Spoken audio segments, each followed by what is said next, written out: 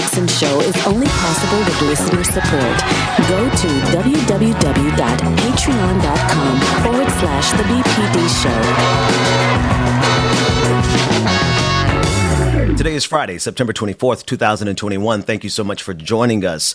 There are patterns through history, and those patterns seem to coalesce around absurdities, one of which we are living through right now, the absurdity of our response to COVID-19 and the number of people who have died so far. We have that and so many of the stories to cover today. We begin with On the Clock.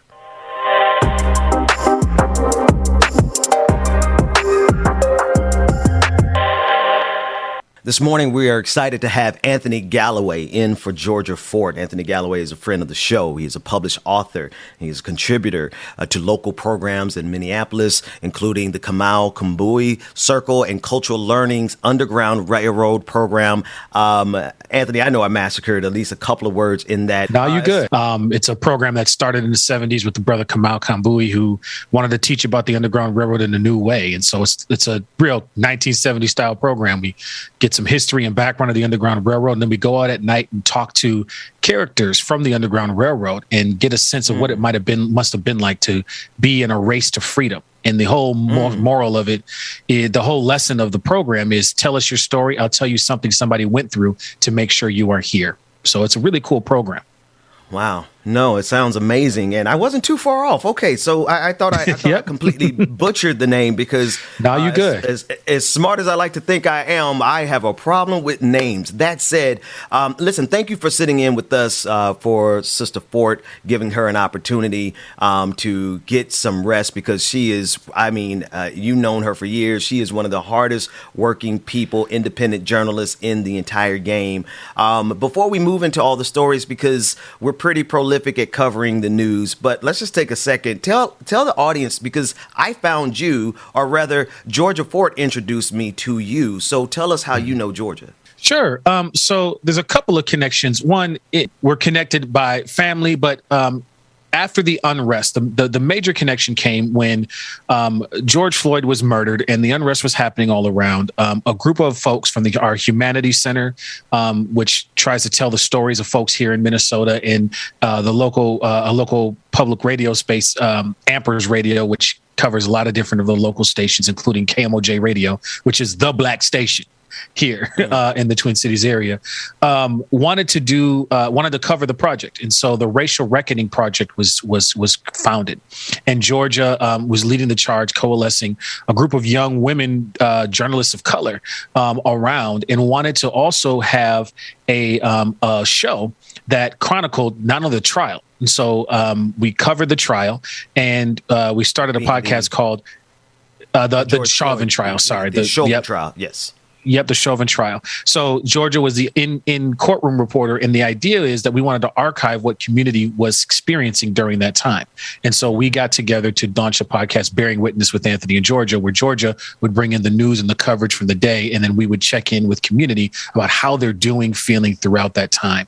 And that has continued even to now. And that's the major connection that we got together. But then, she know my aunties, my cousins, everybody and their mama in community. So it's a deep and it's a wide connection. And and listen, man, I absolutely I want to pause because it's kind of weird. I like to brag about the people around me. And it gets a little weird when people are on screen with us. So now that Georgia's not here and it's just you and me today, I want to take a second and brag and say, I absolutely am aware that Georgia Fort is is the baddest independent journalist in the game. And the fact that we have her even merely hanging out with the Benjamin Dixon Show, I punch above my pay grade. I'll put it like that. So speak about the brilliance of our sister, and let's make her uncomfortable while she's at home watching with the family. Oh, I can't. Oh, I'm so glad you brought this forward. So, first of all, there's a whole lot of reasons why I need to love on Georgia for a second. She not only brings folks together, she is the reporter that broke the story about the police chief in Duluth, who was a descendant of the woman who made the false accusations for the triple lynchings that happened in Duluth in the early 1900s. And so, and has been very, very vital to being able to carry some of those stories forward. She has kind of helped keep us in the news agencies in this area honest about the reporting throughout the whole Chauvin trial. Yeah. And so, she's a connector in many ways. And she also is a prolific photographer. So during the trial, when she was covering the unrest and all those things, not only did she have to dodge a couple of bottles on live TV and the rubber bullets and things like that, but she was carrying the coverage of what was happening in the front lines to really help us make sure that the narrative doesn't get written as it has in so many other ways and so many other times, that there's this disorganized, rabble-rousing group, facing off with police narrative. She was able to make sure that we saw that there were real issues, real legitimate, the real organization on the ground, and was able to cover some of the unnecessary aggression by law enforcement in that space as well. So she helped keep that honest, let alone being on the scene to be able to cover Dante Wright's experience, Winston Smith, and all the other experiences happening here, and doing all of that. And doing all of that, sun up to sundown, all of that coverage, she was also taking photos. And so she has this wonderful, amazing exhibit of photos of the whole experience here, from the murder of George Floyd all the way through the unrest and all of that. And look, just in case that wasn't enough, her husband, who's a boxer, have started this nonprofit organization that helps, one, get folks access to training and health resources, stuff like that, but then also mentorship for young folks in this area. And they bought a building on the east side of St. Paul. So when I say that she don't stop and she's in 15 places at once, I kid you not. We were on a podcast and we were like, oh, wait, is Georgia coming? Because we saw her live broadcasting at the same time. And she was like, no, I built a crew. So Georgia's dope. Georgia is just ridiculously amazing, awesome, and she's a connector in chief. And I can't say enough about it. Yeah, man, I'm glad we broached that subject, because every morning when I say on the clock with Georgia Ford, I know that I'm going to get some magnificence, and then I know she brings structure, and she's going to say, stick around for more from the Benjamin Dixon Show, which is like literally, it's like Pavlov's dog right there. It's my cue, like ding, now it's time for me to step in. And so anyway, just shout out to Georgia and the family this morning. And then also shout out for connecting us, because you said that she's a connector in chief, and she connected us. And you and I, we've been on a fabulous journey of getting to know each other, particularly around these subjects that we cover, particularly around the intersections that we both understand really well, whether it be around history or patterns in history or religion and the intersection thereof.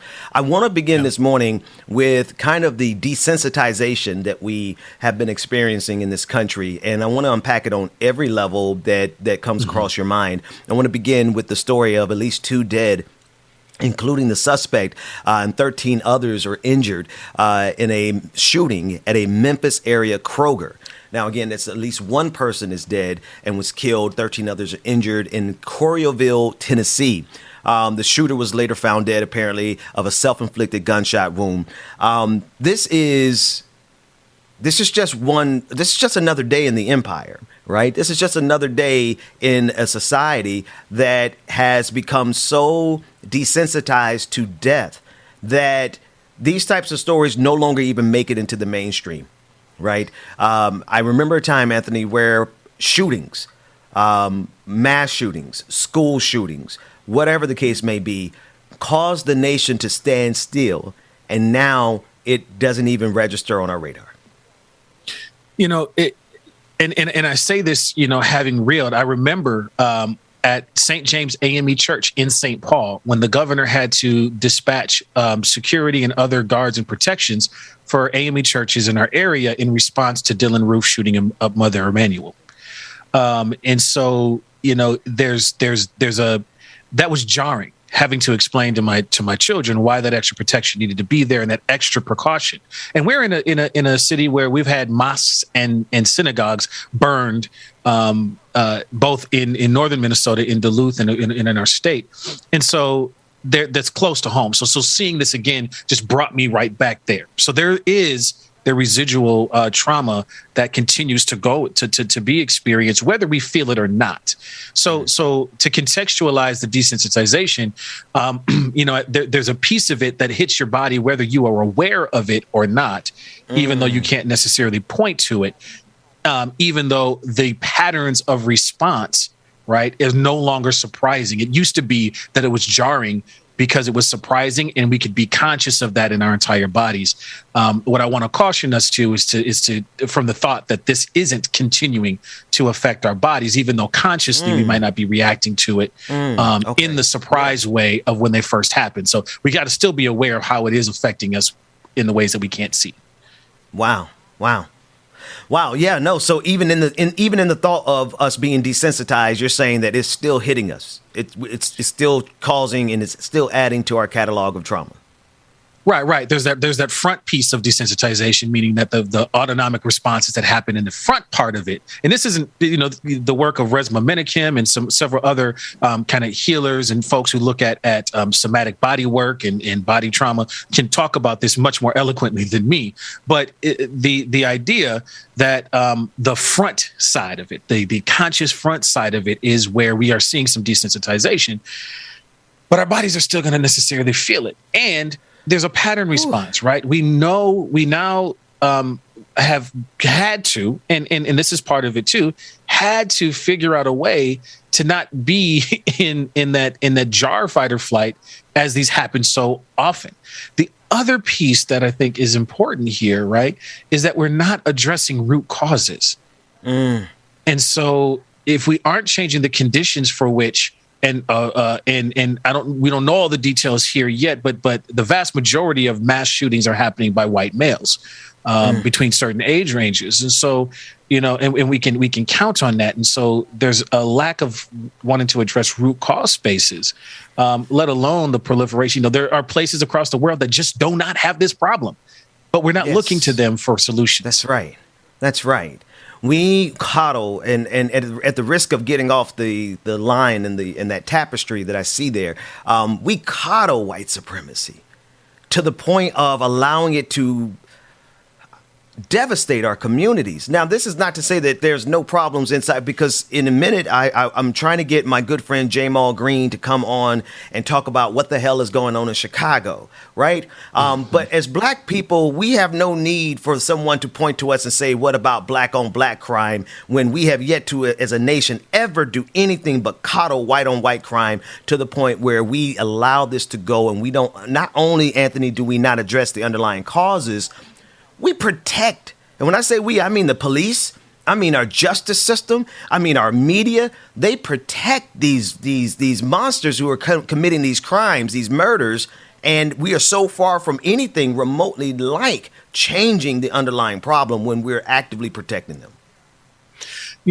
There's when you talk about the desensitization, there's the reaction, and it's just dawning on me that your question needs to go beyond just the reaction to the shooting itself. What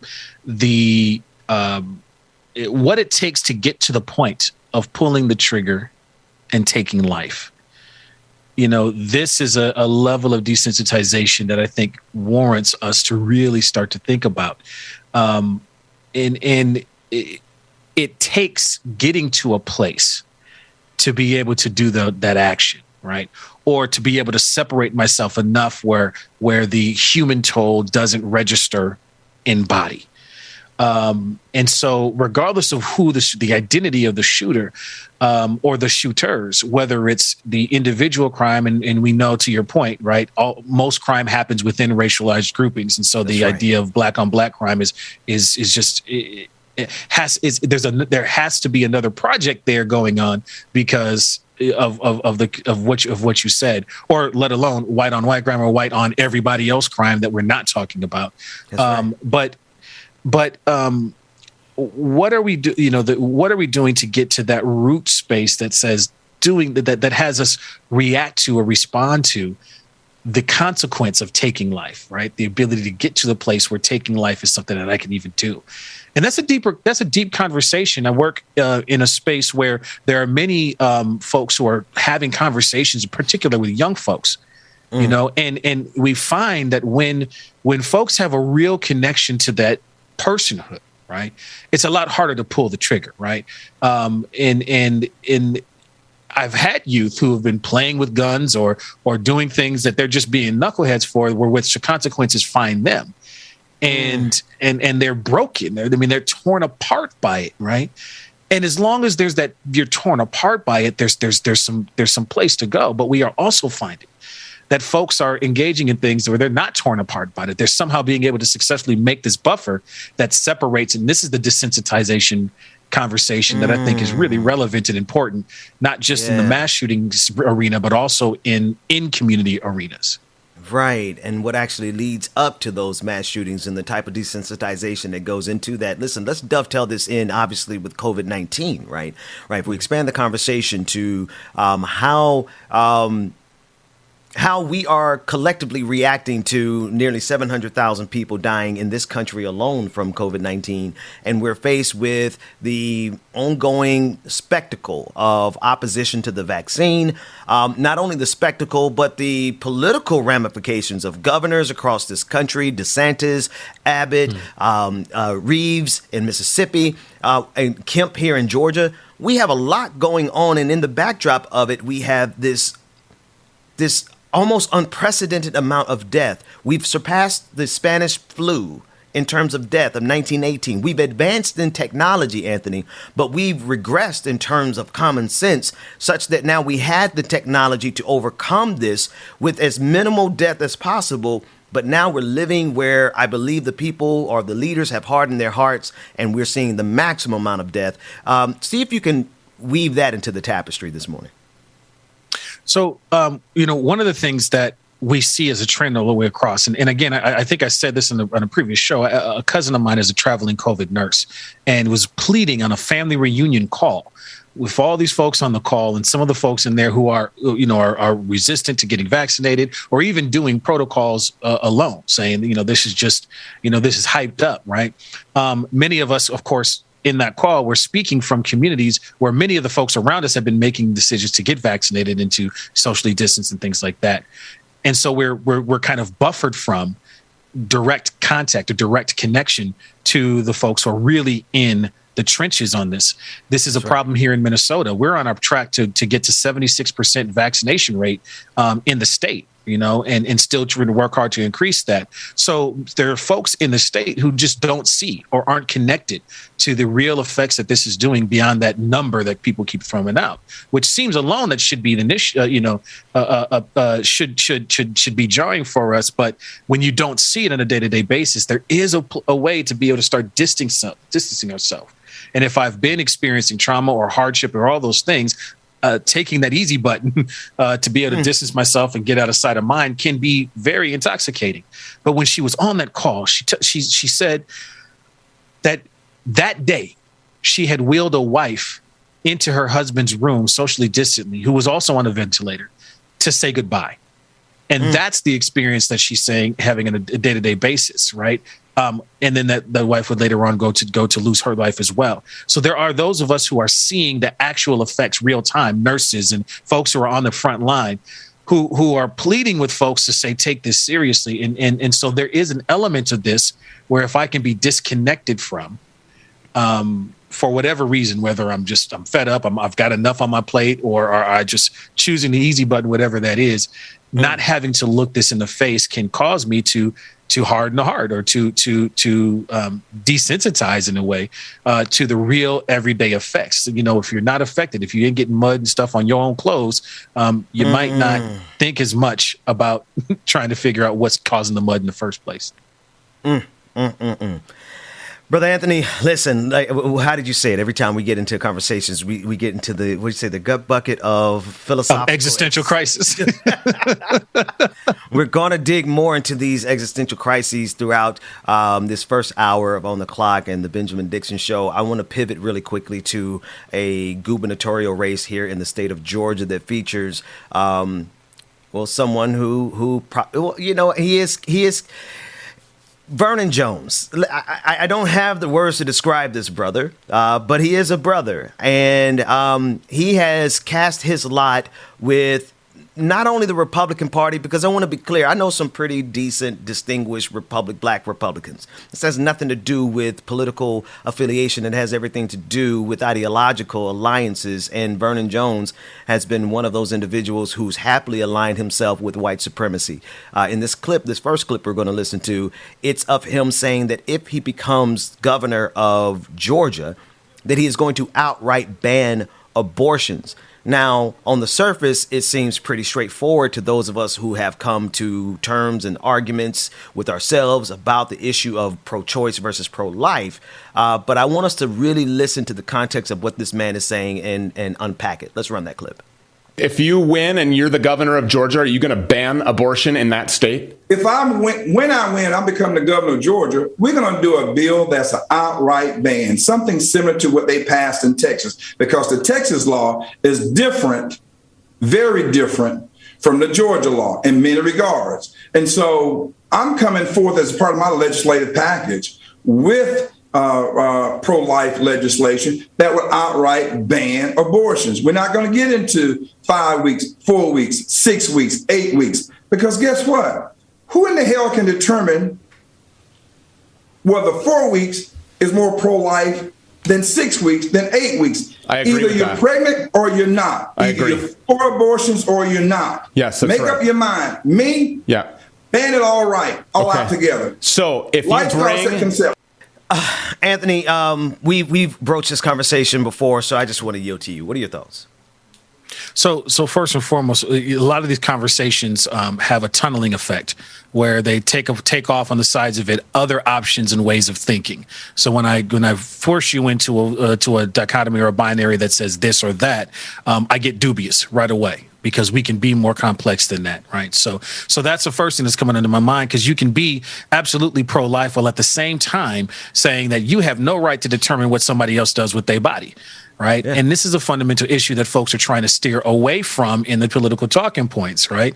Let alone going back to the root causes for all these things. There's a couple of problems here that rise to me from outright, right? Because the conversation about pro-life often ignores stages. So pro-life here, okay, great. So we're going to do that. If you pass that, then there should also be in your legislative package any bans, or should also be bans on death penalty or extrajudicial police killing. Or any of the other things that take life. Where are the packages around there for overdose, which is ramping not just Atlanta, but so many or Georgia, but so many states around the opioid epidemic. What about the missing and murdered Indigenous women and women of color? Like, if these aren't parts of the pro-life conversation, then this isn't really about the issue at hand, let alone the fact that you're trying to control what somebody can or can't do with their body. If we're going to the biblical philosophical space, right? Controlling whether or not you can or cannot sin does not salvation make. Oh, because you take away the choice itself to make the decision that God is calling. So if you're using that hermeneutic, that logic, so those are some of the issues that come up for me right away. Man, I'm going to save some of this for the next block. We got a whole lot more to go and a lot more to cover, but I got to reply to what you had to say right there. But to continue on, this is part 2 of Vernon Jones. This is him now. Why is there always only one small step, if any step at all, between the control of women's bodies and just outright self-hatred if you're a black person, and outright white supremacy? Because take a listen to how this man thinks about blackness and how he would say what he's getting ready to say here. Run the clip, Dwayne. Tell us about being black and conservative. Why is it so scary to liberals? I think it's scary to liberals, period, for black people just to think independently. They can be conservative, they can be liberal. I experienced it when I was a Democrat and I came out for President Trump. The Democrats lost their mind because I decided to put my country before my party. Clearly, if you had to choose between Joe Biden and Donald Trump, that's a no-brainer, no pun intended to Joe Biden. I was attacked, just like Ron Paul, by Black Lives Matter and Antifa, young black and whites. You have white liberals who are getting whites, and they control the media like CNN. We call it Controlling Negroes Network. They only want to put blacks on there. that would carry a certain narrative to attack other blacks, to keep blacks on the plantation. Now, listen, I want to be clear. CNN has attacked me personally. In the aftermath of breaking the Michael Bloomberg story, they put somebody on there that came after me personally. So I don't particularly have any fondness for CNN, nor I don't have a lot of fondness for Joe Biden. I want to be clear there because we're going to talk about what's happening at the border with our Haitian brothers and sisters. So not that it's necessary for me to give these caveats, but Vernon Jones, matter of fact, I digress. Brother Galloway. Well, just again, part of, and I think, folks, we need to understand this in this world. Part of our talking points in media training universe will have us craft, and marketing universe will have us craft talking points that, again, set up a reality that doesn't necessarily need to be true. So he does in the first part, sets up a reality that says that somehow there is this, there's like this 50-50 notion in community around representation. So he talks about being attacked for his views, and it somehow has to be being on a plantation or controlling narrative. And it can't possibly be that you're being attacked for your stance on politically, which is unpopular amongst an entire community. And in doing so, the racial project that happens there is I now can then take an individual voice and have it speak for a much larger community than actually represents that particular viewpoint. So these are some of the tactics that are used. And even listening to that, there's a bunch of talking points. He brings up Antifa, which itself is not a thing in the way that it's being put in conservative circles, and is not a thing in terms of population or even engagement with black communities. When you talk about being attacked by Black Lives Matter, that just shows immediately that there's a very clear ununderstanding or misunderstanding of what Black Lives Matter even is in the first place, right? And I'm being attacked because of who I am, not because of my viewpoints, is an absolute tactic of white supremacist racial discourse. So there's a whole lot of things in there that try to make a reality that isn't necessarily true. There are other reasons, there are other thoughts in this space at the same time, and that's the challenging part, right? And I don't need to defend any other news network or anything like that. But I mean, let your talking points carry a whole understanding. If I start boxing my talking points into this little box here, and I'm just making sure I'm in the camera here.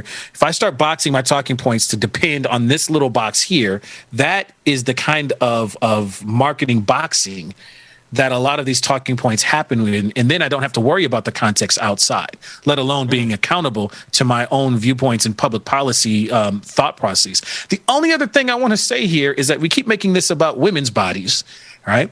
Let there be legislation that controls men's bodies, right? I'm going to put something forward, right? So vasectomies are reversible. So if you want to deal with pregnancy, what about an idea in the equation that puts on the table that says put a vasectomy in place and then reverse it when folks are old enough to make some solid decisions? That will never pass. The motion is on the floor. All the men who would happily sign up for a free vasectomy, so that we can actively do what's in the best interest for life.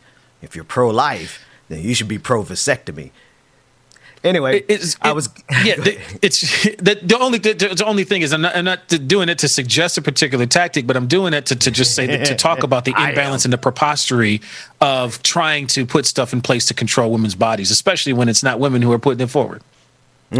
Yes, thank you for not suggesting it. I am suggesting pro vasectomies for everyone. Free, you get a vasectomy, you get a vasectomy. Listen, we're out of time. We've been on the clock. Please stick around for more on the Benjamin Dixon Show. I learned that from Georgia.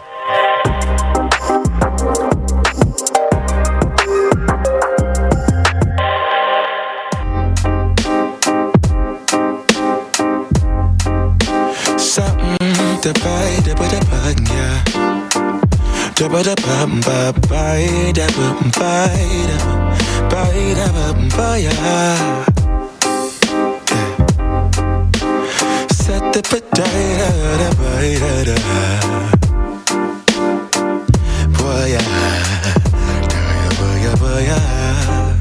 sunlight that always stays, dinner by the waterway. It's that sweet life, raise your crop. made some dude crack a smile. He asked if I could stay a while.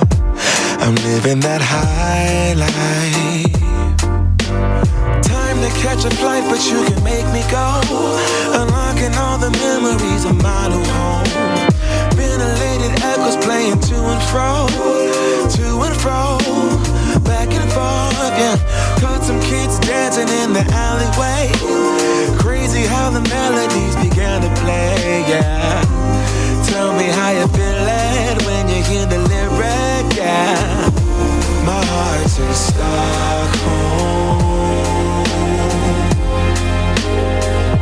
Now I never wanna go home. I left my heart in Stockholm. Now I never wanna go home. Shopping together, I brought a girl on my Vespa. She said I already told ya, yeah. I never dated a black guy. I said you're brown yourself. Let me offer help.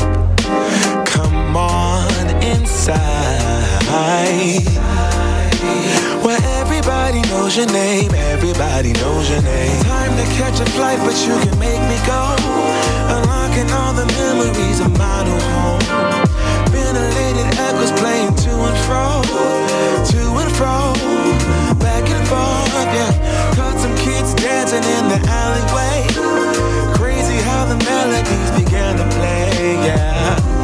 Tell me how you feel it when you hear the lyric, yeah. My heart's in Stockholm. Now I never wanna go home. I left my heart in Stockholm. Now I never wanna go home. Somewhere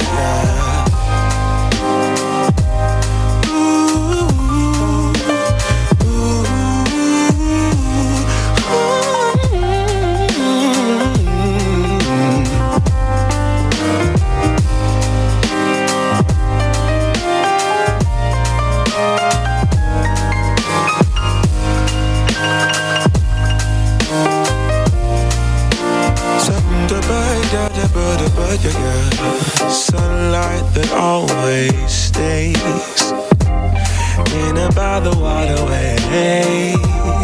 It's that sweet life, sweet life, sweet life. I never wanna go home, go home. I'm living in Stockholm, Stockholm. I never wanna go home, go home. Living in Stockholm, Stockholm. I never wanna go home, go home. I'm living in Stockholm, Stockholm. Yeah. Shut up, I got the bed, the bed. Never get good, never get good,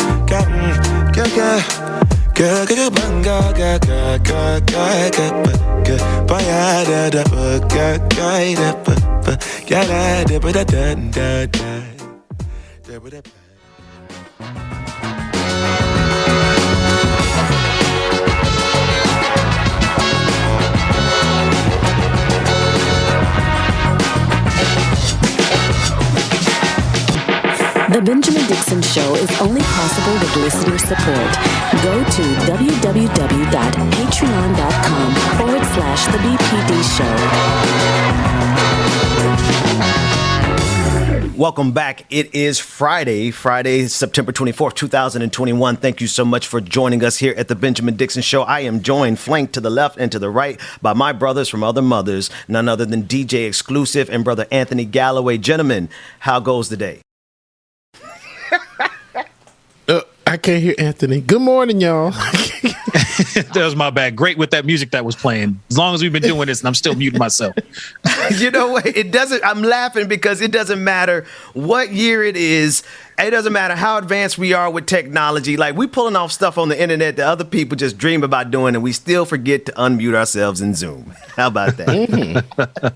DJ Exclusive, how you doing, man? I'm tired, boss. He said he tired, boss. Tired is understatement. Look, me and Rebecca were texting this morning back and forth like, oh, girl, I'm trying to pull it together. I got the message from Rebecca. Shout out to Rebecca Azor. She won't be joining us for Like It or Not this morning, but we're excited to be joined by our brother Drew Comments.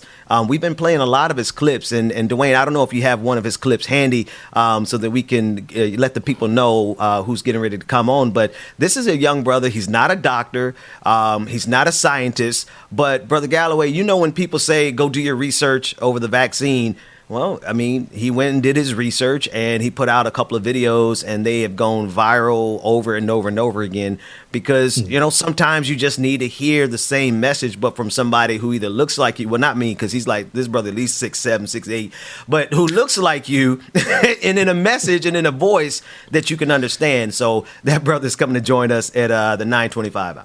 Let's dig in. Dwayne, I want to take a hard shift here and pause. And fellas, I know we do a lot of laughing here, and I know we do a lot of but this next story is a little bit more heavy, and I wanted to ease our way into it this morning because of the video that we are going to watch is gut-wrenching.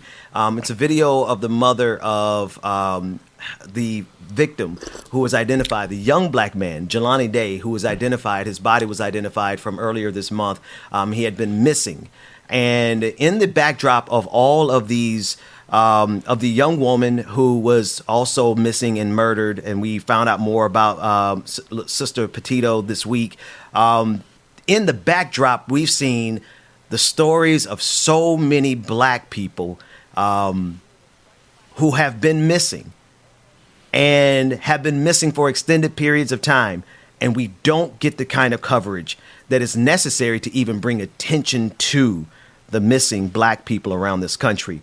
That said, one of the missing cases has ended in tragedy. And the family of Jelani Day is mourning this morning as the LaSalle County, Illinois coroner has identified the remains of their loved one.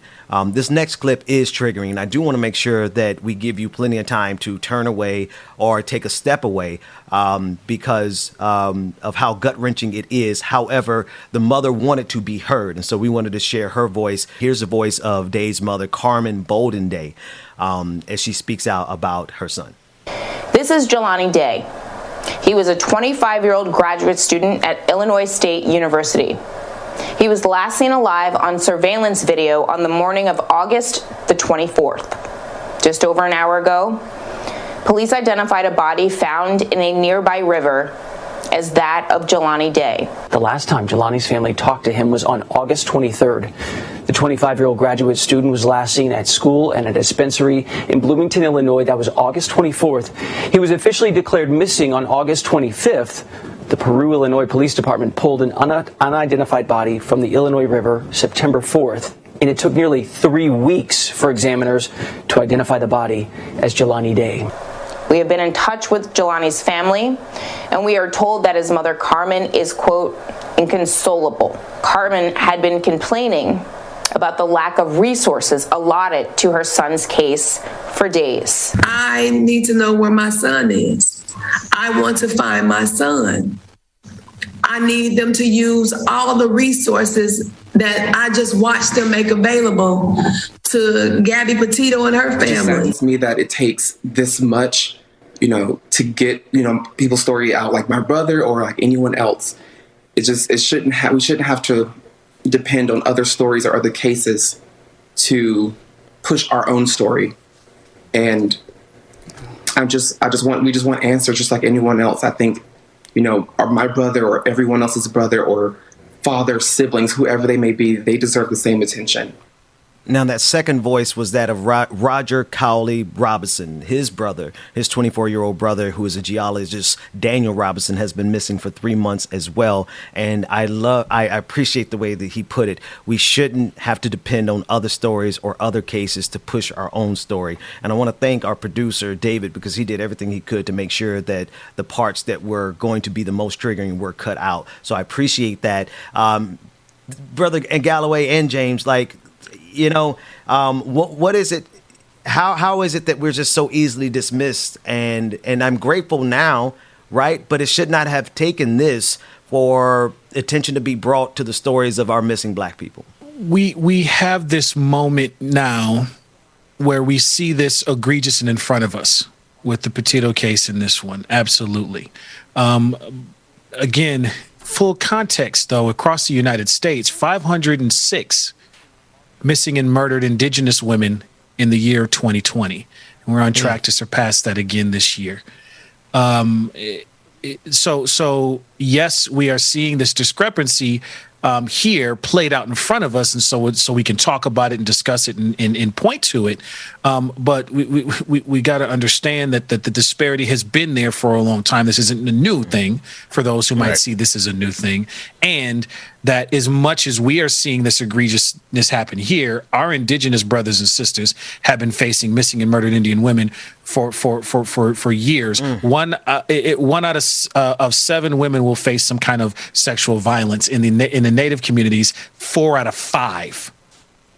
And so I want to just give that context in this that this is egregious. Now, this doesn't take away from any of that, but to know that we have a deep and systemic problem that we haven't been facing for a while. That said, what makes this heart wrenching, and again, here in St. Paul, we're dealing with 4 missing individuals who were just found shot and murdered in Wisconsin that were from here in the Twin Cities. And dealing with that. And so there's some close to homeness still happening. But again, I think it one of the things that it can't be stressed is the feeling. The mothers call for the same amount of resources. One of the things that we don't often talk about is that the families feel the lack of resources for finding their children. I mean, there are massive searches that happen with whole communities, for some of us, depending on how you look. And for others, mothers have to go online and plead for resources because they're just not feeling the same efforts to search. And one of the things that we also find in one of our powerful leaders, Chantel Allen, who's a school board member, an on-the-ground activist and protest leader here in the Twin Cities, and she's an amazing champion and powerful warrior for the community. Her son went missing for a while, and we had to marshal a community response ourselves in ways that we just could not get folks to buy in. There were all these excuses that she received about, well, maybe it's this, or maybe they just this, or he was at a dispensary, maybe it has something to do with something nefarious. And so there's just not that get off your behind effort that we see in other experiences. And James, Anthony is absolutely right. Yeah. And the amount of resources that were dedicated to Petito's case was astronomical compared to the amount of response and the resources that were dedicated to Jelani's case as well, too. So it's just amazing to see that. And I remember when she first went missing, I mean, every channel, everywhere, local news, national news, that's all we heard about. I didn't know about Jelani until I saw the story. It came across the news feed yesterday. Yeah. And that was it. That's right. Same for me. I can't pretend in front as if I knew about this story before anybody else did. In fact, my producer had to bring it to my attention. Yeah. Because, and I think this speaks to, here's a specific question I'd like to ask both of you. Why is it, I know it's going to be pretty obvious, but I have to ask it. Why is it that the media can't conjure up enough sympathy for Black and brown and indigenous people as they can for white folks when they go missing? So a couple of... Oh, go ahead, Brother James. I was going to say, they try to juxtapose it with Petito's case because she was, I guess, a YouTube celebrity. I guess that garnered her more respect and more attention as a human being. Yeah, I guess that's what that means. Yeah. So I guess she gets some more coverage because she's more popular, over 1 million followers on YouTube. I mean, that the way of our world today. Yeah, the crowdsourcing effect of that. I guess that's something to think about. Just in the grand scheme of it, if you've got a great following, it seems like more folks will care.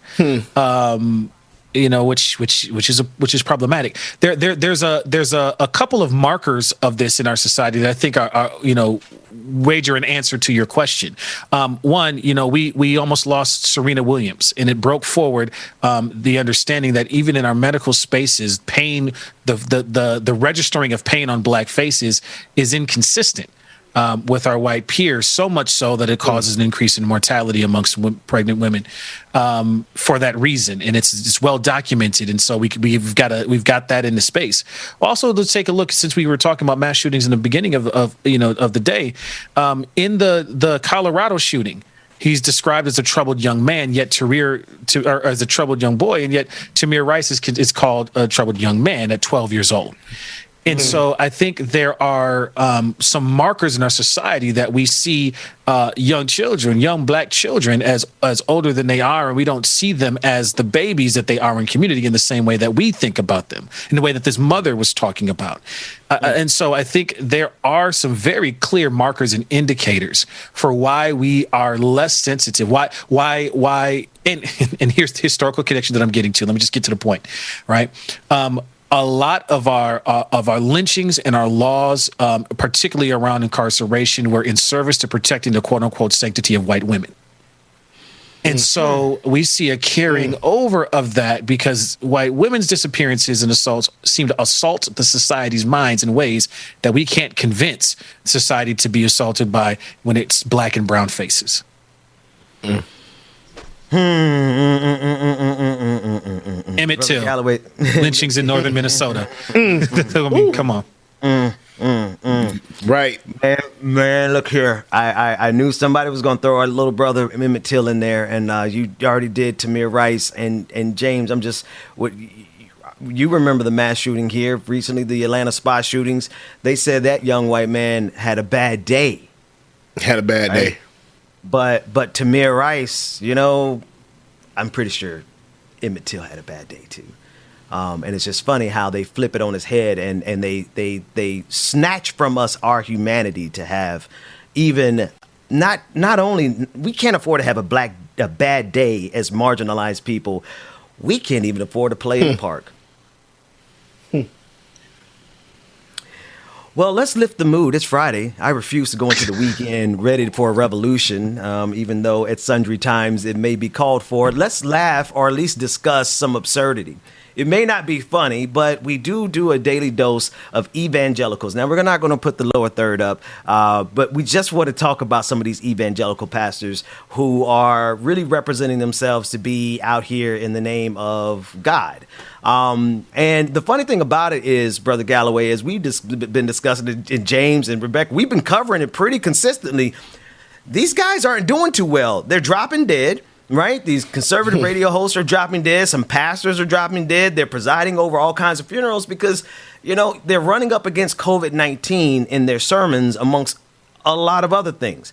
I want to begin with a clip of an evangelical. It's a so-called firefighter prophet, Mark Taylor, who says that Christians who get vaccinated are violating God's command, and accuses Robert Jeffress, who himself is a right-winger, of promoting the, quote, Illuminati cabal New World Order agenda by encouraging people to get vaccinated. Now, I want to be sure Robert Jeffress is a person that I've written about, and he is so far to the right that he himself is a problem, but he is not radically right enough for this prophet. Let's take a look at the clip.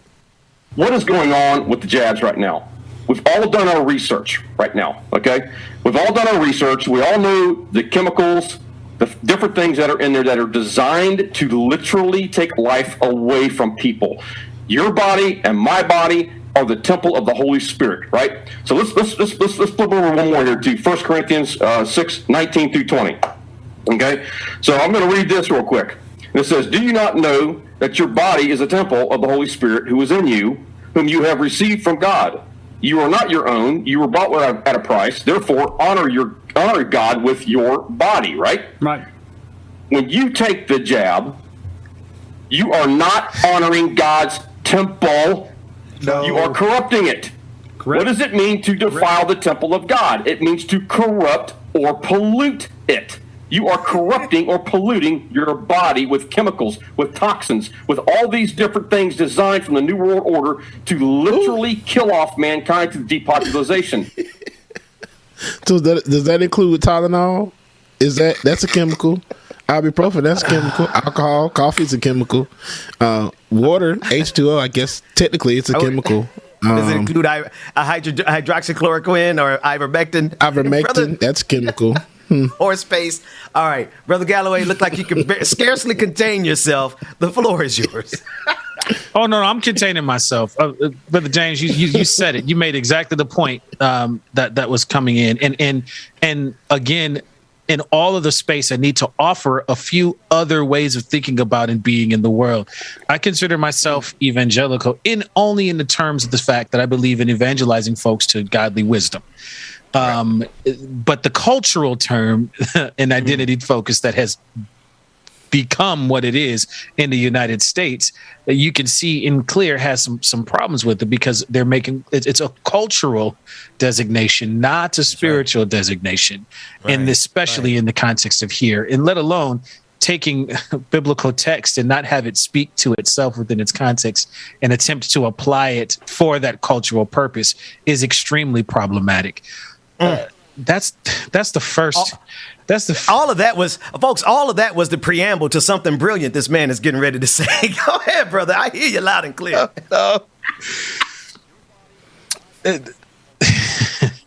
So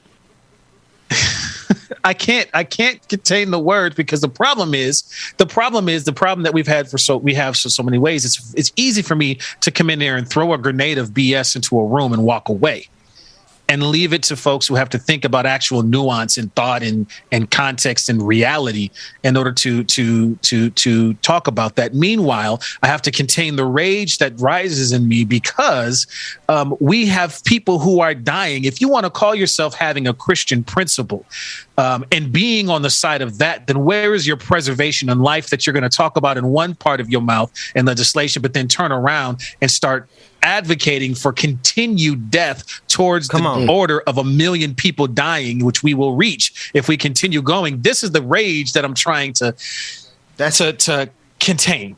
So that's what you see on my face right there.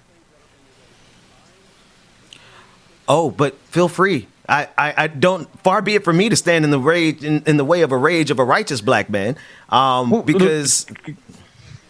I'm not going to go to the tune because there are disrespectful thoughts that are coming in that I need to have in conversation with my God. Right. And so that is that in and of itself is the difference in reactions. And it's a thing that we don't get credit enough for as folks in communities of color. We care enough about this nation that we stay engaged in a way that still continues to try to change and make something better in the face of wanton ridiculousness like this. And I'm going to keep hold to that moral compass that my grandmothers have gave me to act right and not act a fool. So I'm not going to cross that line, but I need to point out that in this space, what is the intent? What is the outcome? What is the fruit? Sorry, y'all don't ask the pastor. James, in the book of James, it says there are two types of wisdom. There's the wisdom that bears fruit, and then there's the wisdom that bears folly and is demonic. If you're going to ask the question in this, what kind of wisdom are we looking at here? This is not wisdom that's going to bear fruit. This is not wisdom that's for the purpose of bearing fruit or preserving life.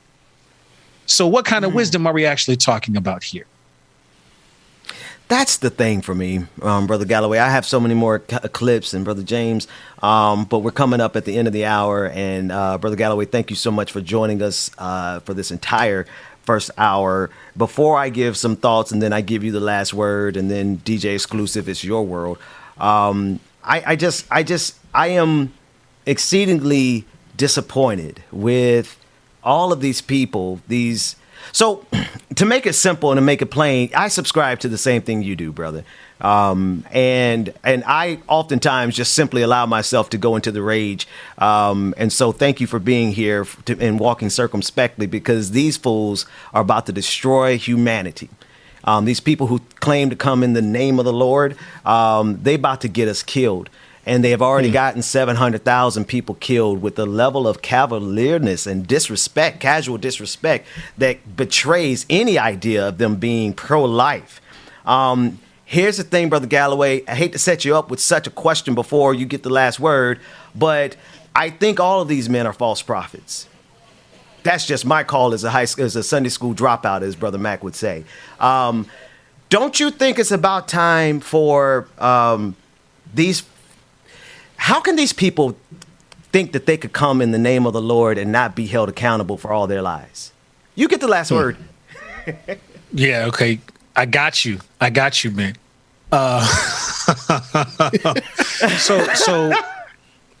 So again, and I needed to take that time, and I thank you for giving me that time to just kind of realign myself with the Creator here, so that I can speak in that space, as opposed to another. And so, when we think about what the false ways in which we perpetuate, I am a false prophet when I perpetuate for my son toxic masculinity.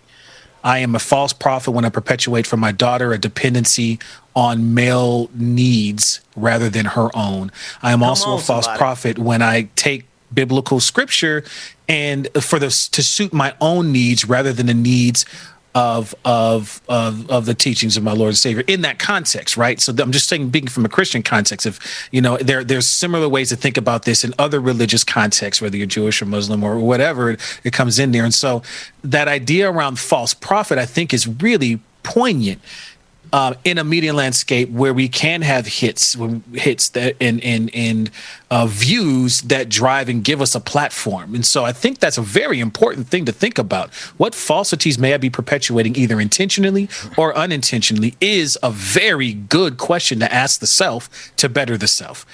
The other piece that you bring forward, that I think is, because if we're going to talk about self-work, how do I deal with me, right?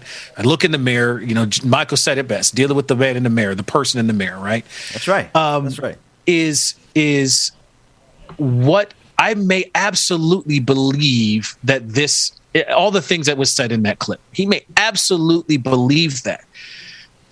But to ask yourself the question, so then what fruit does that bear in the greater context, is also an important question to check in with the self for.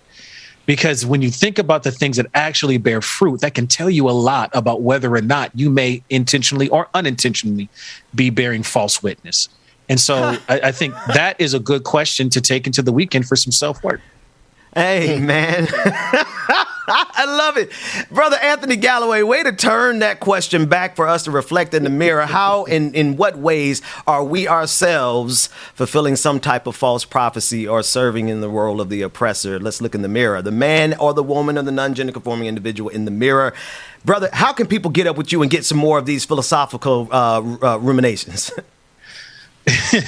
So I'm on the ministerial staff under Elder Stacy Smith, who's the judicatory head of the AME Church in this area in the 4th Episcopal District. So you can go to stjamesstp.org and see not just me, but there are some powerful women of God who tell you how to think about yourself. You can also go to racialreckoningmn.org and look at the coverage of this of the racial reckoning happening on the ground in Minnesota, where there are many different faith communities who are asking very similar questions.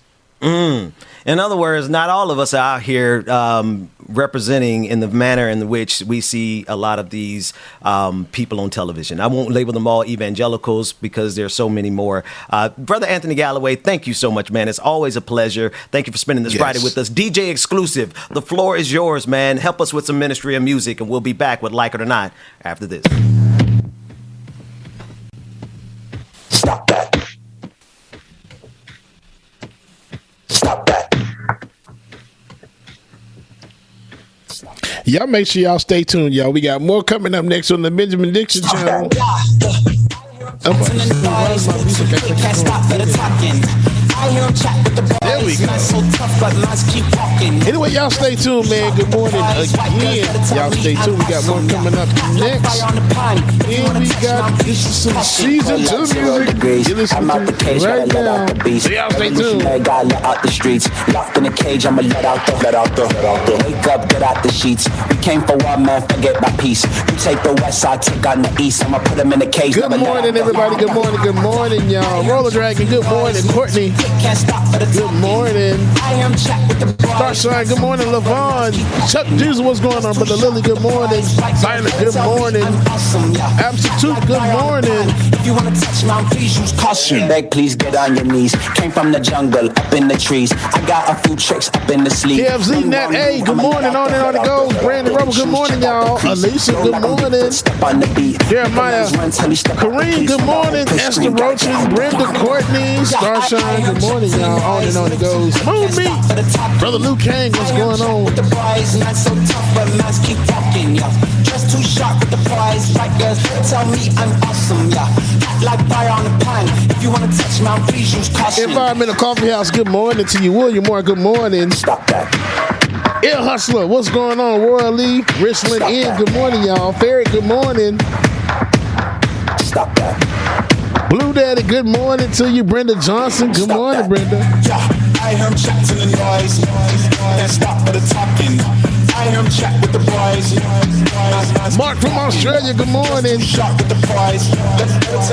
Good morning, Mama and Daddy. Good morning, y'all. That was actually a pretty hot ass jam. I kind of like that one a little bit.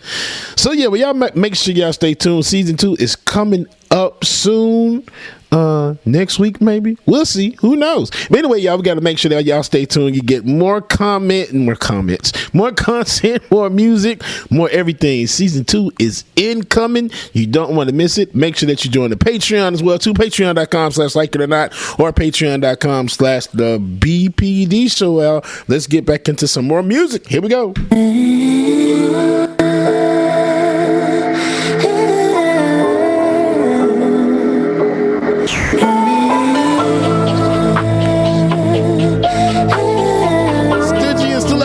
What's going on, sister? Marsha Reese, good morning. Nothing to me.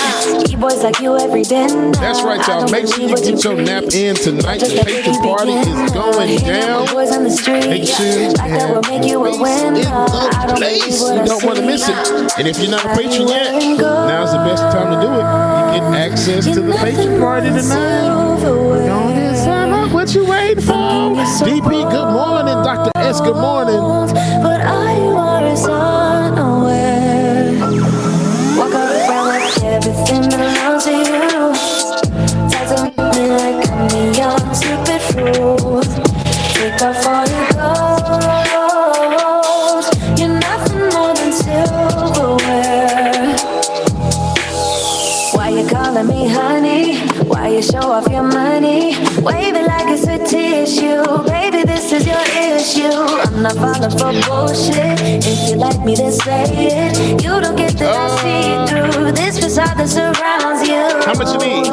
Growing up takes time, so don't you waste mine. You and me ain't right. Okay, that's cool. We can do that. You're nothing more than silverware. Thinking you're so bold, but I was unaware. I appreciate that. Walk around like everything belongs to you. Talk to me like I'm a young stupid fool. Take off all your clothes. You're nothing more than silverware. I'm over you, so done with you. I'm over you, so done with you. Just another sunny day in Southern California. It's where the people came to play. Don't let them transform you. Oh, come and see what you've been missing. Real quick, y'all. Did y'all hear about the time a truck full of Vicks Vapor Rub overturned on the highway? It cleared up congestion for 12 hours.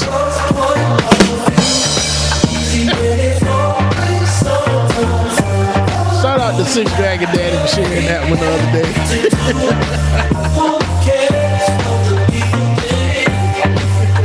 It's been turning kind of gray in Southern California, but I'm allergic to the rain. What happened to euphoria? Oh, oh, don't worry about it. Don't worry about it. Y'all are terrible people, y'all. Y'all make sure y'all stay tuned. We got more coming up. It's all or nothing. Ooh, it's all or nothing. No other signs. Socialize. Come and see what you've been missing on a little slice of heaven. It's the only place I'm living. I'm living. It's that West Coast perfume. Easy with it all. Summertime. You got every attitude. Who cares? Boy, you had me from the start. By the way you said, the way you wrote upon me, yeah, yeah. Man, I felt your energy. Wasn't used to being loved and treated differently, yeah. But something went wrong, the signals got crossed, and now we're on completely different pages. Let's go where we were, when no one gets hurt. Baby, keep it right there, don't you stress the flow. Oh my God, this doesn't work that well. We should take it slow. Baby, keep your focus, don't you make me change my mind. If you love me, baby, don't you switch up the vibe. Baby, don't you, baby, don't you, baby, don't you switch up the vibe. Baby, don't you, baby, don't you, baby, don't you switch up the vibe. Boy, you take me on a trip. Always up and down and back and forth in merry-go-round. I just wanna get it right. But when you go left, I'm stuck here feeling left behind. Cause something went wrong, the signals got crossed, and now we're going different directions. Like it or not, it's going down. Like it or not, that was a good ass juxtaposition, wasn't it? Now. Oh, like it or not, it's going down. Like it or not, y'all stick around. Oh, Rebecca's on. It's coming out. You know she got a story for us. Oh, Benjamin is coming through. Slow roll, I'm drinking my coffee. All through and through. Oh, I am your Chuck Diesel say this is easy song.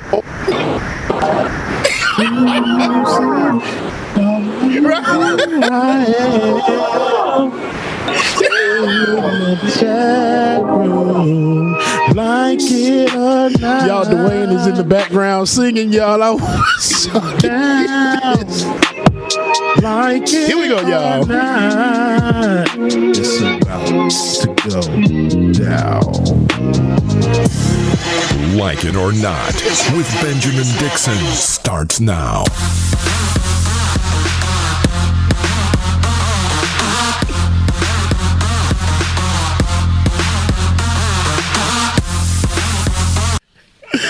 Good morning, y'all.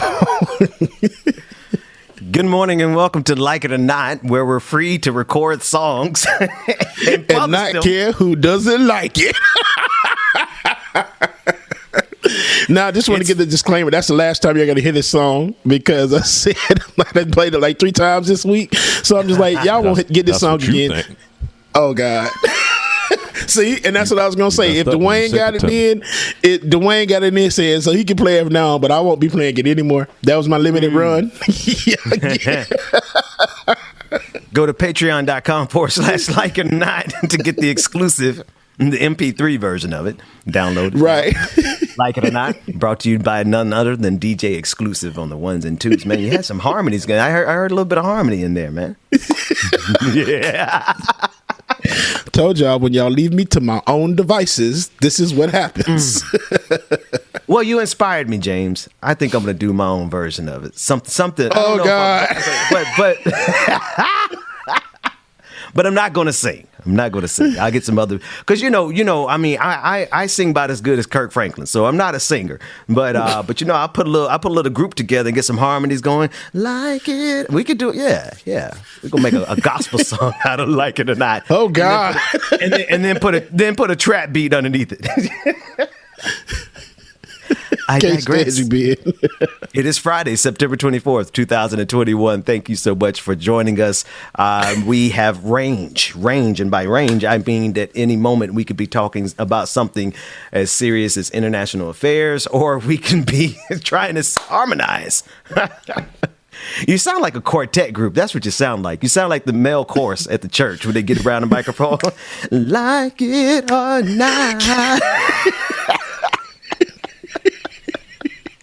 Shout out to all the male choruses around the shout out to Deacon Dre. Y'all know who y'all are.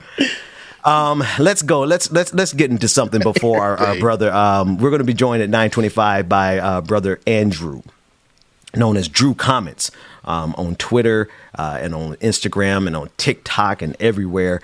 He's the brother who has these viral videos breaking down what's in the vaccine. And breaking down the illogic, James, of all of the people who are, I mean, really, matter of fact, before he even gets here, can we go back to the one where he breaks down like all that stuff y'all put in y'all bodies at these parties and you want to be worried about what's in the vaccine, right? James, I remember one of the first parties at Bethune-Cookman that I ever attended. I should not have started that sentence. Oh, God. Whatever was in that punch was more deadly for me than what was in the vaccine. Clearly. Yeah, because I'm going to tell you, I made a couple of those punches and just let you know it had some very highly flammable stuff in there that probably was pretty bad for you.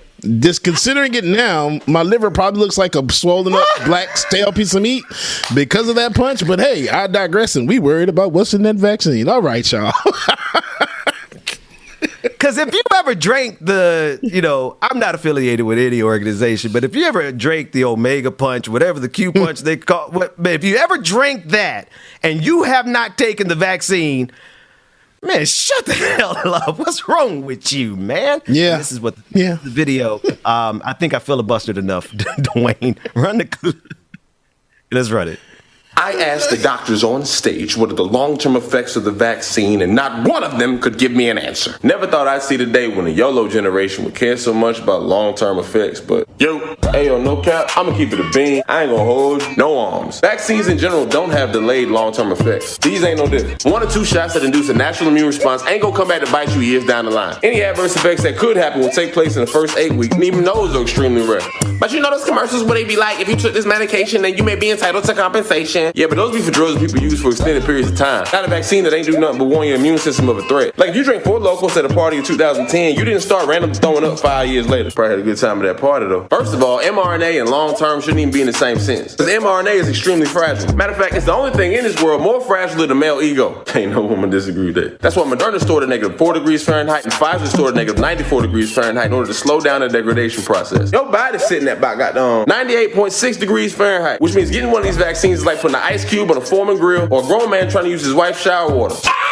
The mRNA is broke down after about 24 hours. Spike protein is gone after about 72 hours. Here for a good time, not a long time, baby. And during that good time, the mRNA has no way to escape the cell cytoplasm to the cell nucleus. So no, it cannot alter your DNA. It's too busy having its polyadenine tail shortened by exonucleases and the de-adenylation-dependent mRNA decay pathway. The nonsense-mediated decay pathway and some other mechanisms I can't even pronounce yet. mRNA gonna stick around shorter than the dude who asked a woman what she bring to the table. Back in 2011, human trials took place on the mRNA platform of cancer patients. Them same folk doing just fine, many of them raising kids and paying child support. CDC has also recommended pregnant women get vaccinated so they can pass the antibodies on to their babies, like preschool for the immune system. What do they think of next? So that's 30 years of research, 10 years of human data, best researchers from the whole world. I'm way more concerned about the long-term effects of COVID and them milk crates than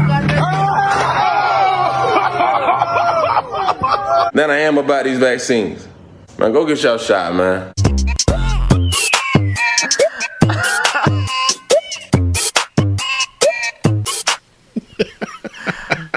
On the screen with us now is first time on the show, but nonetheless the brother from another mother, brother Andrew, known as Drew Comments. Hey man, the crate challenge piece almost took me out. How you doing, brother? I'm all right, man. How y'all feeling, brother? We doing good, man. Listen, let's start here, man. What made you? What compelled you to step out here? Because I know by now you've taken on the anti-vax community, so I know you know how wild it is out here in these streets. So what possessed you to put yourself out there like that? I mean, honestly, it was just the amount of misinformation. I got a bad habit of not keeping my mouth shut. You know what I'm saying? Like if I see cap, enough of it, I got to say something to a certain extent. And so, essentially, what I saw was a lot of the same misinformation tactics and techniques that we saw during the election cycles and such. And so when it came to these vaccines, and I was like, wait a minute, like, just even though I don't have a background necessarily in medicine, I could hear certain things and be like, no, wait, that don't sound right. Hold on. Right. And so, I was just like, nah, I want to be able to have substantive conversations about this. I got a mother and father in their mid 60s. You know what I'm saying? I got a dad with some, some pre-existing conditions. I have, other family members. I got close friends, former teammates from my time at A&T. And so it was like, man, if I want to just have these conversations, I want to be informed enough to be able to go ahead and get some input into it. And so I made sure that I did my research. When I say did my research, I actually spoke directly to the immunologist, the virologist, and such, the epidemiologist. Nice. And so I had to do that. So yeah, but I couldn't. I can't let misinformation be running around here unchecked, bro. I got to be like, nah, bro, you're cap. So yeah. Speaking, James, I want you to get in there. But speaking of research, we've reached out to Kizzmekia Corbett, one of the lead researchers on the vaccine, like helped create the vaccine, and it's very possible we'll be able to get her in this conversation. So, and I wanted to bring that up in context of people saying research, man. The research is in. Go get the vaccine, James. Yeah, absolutely, man. We appreciate you for everything that you've done. I've seen a few of your videos, bro, and you own it. And I greatly appreciate that, man. We talk about vaccine misinformation and just vaccine hesitancy a lot, especially dealing with Nicki Minaj and what she went through over the past couple of weeks and Trinidadian swollen testicles and everything. So it's good somebody went out there and shared that information and spit facts. That's the main thing. And you did your research, and a lot of people don't do that. No, you got to, bro. You got to, man. Nowadays, misinformation, disinformation, big business now, man. You can go get a bag. Oh, yeah. Just talking crazy. Like, you see Candace Owens. Like, I'm saying, right. And so it's wild. And so it's so many folk like her and in that lane who could just say whatever they want. They make stuff off the top of their head. They go with a narrative and push it, even though it's not based in reality. And you can get a bag off it. So I'm like, well, shoot, if they can create a lane for that, there's a lane for people who come out here and just tell the truth. I ain't got to say no. All I got to do is, have a nice little, brush my teeth, have a nice smile, go to the barbershop, you know what I'm saying? And come on here and present the fact. Maybe throw in a joke or two, you know what I'm saying? Hey, James, you saw I did a switcheroo. I said, put that man in the middle of the screen, man, so everybody could get a good look at the tape line. Like, we got somebody on the show with a tape line for a tape. Put that man in the middle. Listen, we're going to put you to the test, man. Listen. It sounded like you were freestyling when you started going through all of those ingredients. Can you? And again, like I know you want to make sure everybody's clear. You're not a doctor, right? But That's right. somebody who took up the challenge and they said, do the research. So you said, okay, I'll do the research. What's in the vaccine? Oh, well, there's a couple. So when we say the vaccine, let's make sure we're particular, specific here. There's more than one vaccine going on there. You mentioned Dr. Kizmikia Corbett. She's the head researcher for the Moderna vaccine, which I took because I feel like in a time of crisis, 100-year pandemic or the first time we have one in 100 years, I'm going to trust black women. So I was like, we going with that Moderna. You know what I'm talking about? But you also got, you have the Johnson & Johnson, which is a completely different platform altogether. It doesn't go on mRNA like Moderna and Pfizer. It's on something called a viral vector vaccine. So it comes from a little bit of a different delivery mechanism. But let's talk about Moderna, for instance. So first thing we got is messenger ribonucleic acid. All right, that's the first thing. That's what's going to have the information in it to give your body the information on the spike proteins that your body is going to create. Also, just to keep in mind that the spike protein that your body creates is not identical to the spike protein. It's actually on SARS-CoV-2. They're a little adjustment with 2 amino acids. It's a 2 proline amino acid adjustments so that spike protein is locked in place. The next thing that you're going to have in there is there's a bunch of lipids in there. There's one lipid in there. When I say lipids, I'm talking about fats. That's it. So we're talking about SM102. SM102 is basically just a protective lipid. The reason they do these, and there's also, I can go through this, polyethylene glycol 2000 dimethylglycerol. And everybody likes that one a lot. People hear that. When people hear me say that and they get nervous, but it's like polyethylene glycol is in a whole bunch of stuff, bro. I'm talking about ice cream. It's in cosmetics. It's in laxatives. So there is a drawback in the mRNA platforms because Pfizer uses polyethylene glycol as well. There is a small part of the population, I do want to put this out there, that is allergic to polyethylene glycol. And for that reason, if they speak to their doctor, it's very, very possible that their doctor may say, you know what, just stay away from those mRNA-based vaccines. Go ahead and go with the viral vector like Johnson & Johnson. Johnson & Johnson doesn't have polyethylene glycol. It don't need it. There's no mRNA to protect. So that's something that they put out there. The next thing is cholesterol. We all know about that. It ain't gonna hurt. Hey, wait, man!